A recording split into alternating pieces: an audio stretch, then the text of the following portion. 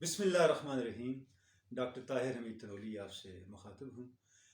ناظرین کرام، ہم اللہ کی توفیق سے علامہ اقبال کی شاعری، علامہ اقبال کی فکر اور فلسفے کو سمجھنے کے لیے کورس کا آغاز کر رہے ہیں، اور میرے لیے یہ بہت ہی خوشی کا اور مسرت کا موقع ہے کہ میں اس کورس میں آپ کے ساتھ ایک علمی سفر کروں گا۔ ہم اس کورس میں علامہ اقبال کی شخصیت کے بارے میں کچھ نہ کچھ جاننے کی کوشش کریں گے، اور اس کے بعد علامہ اقبال کی شاعری اور ان کی کتابوں کا کچھ تعارف حاصل کریں گے، ان کی فکر پر بھی بات کریں گے، خصوصاً علامہ اقبال کی فکر کا وہ پہلو جس کا تعلق براہ راست ہماری ذات کے ساتھ ہے، ہمارے انر سیلف کے ساتھ ہے، ہمارے باطن کے ساتھ ہے، ہماری پرسنل ڈیولپمنٹ کے ساتھ ہے، ہماری سائیکولوجیکل ڈیولپمنٹ کے ساتھ ہے، اس کو ہم بطور خاص فوکس کریں گے۔ اور ظاہر ہے کہ یہ حصہ علامہ اقبال کی فکر کو اس وقت تک نہیں سمجھا جا سکتا جب تک ہم بطور ایک بنیاد کے اور بطور ایک پس منظر کے علامہ اقبال کی شعر اور ان کی پوئٹری کے اندر، ان کے پروز کے اندر جو بنیادی تصورات ہیں ان کے بارے میں ابتدائی انڈرسٹینڈنگ نہ لے لیں۔ ماڈرن سائیکالوجی جس طرف انسان کی شخصیت کو سمجھنے کے لیے جا رہی ہے، ہم سمجھتے ہیں کہ علامہ اقبال کی فکر نہ صرف ان پہلوؤں کو کور کرتی ہے بلکہ اس سے بھی آگے ہمیں پرواز کرنے کی سکت دیتی ہے، حوصلہ دیتی ہے، استعداد دیتی ہے۔ آپ جانتے ہیں کہ مشل فوکو نے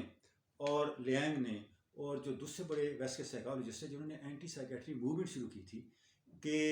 ہمیں کچھ متبادل جو میئرز ہیں سائیکولوجیکل ایشوز، انسانی پرسنالٹی کو ان کو حل کرنے کے لیے ان کی طرف بھی بڑھنا چاہیے۔ علامہ اقبال کی فکر کے اندر ہمیں وہ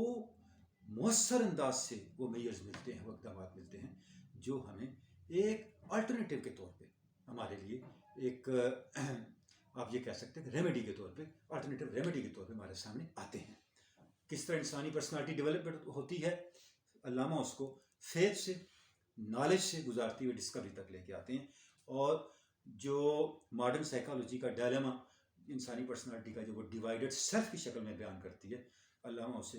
کس طرح ڈیوائیڈڈ سیلف کو کنکریٹ سیلف میں کنورٹ کرنے کا میکانزم دیتے ہیں۔ یہ ساری باتیں علامہ اقبال کی فکر کے اندر موجود ہیں، اور ہم اپنے اس کورس کے دوران ان کو سمجھنے کی کوشش کریں گے۔ اللہ رب العزت کی بارگاہ میں دعا ہے کہ ہمارا یہ سفر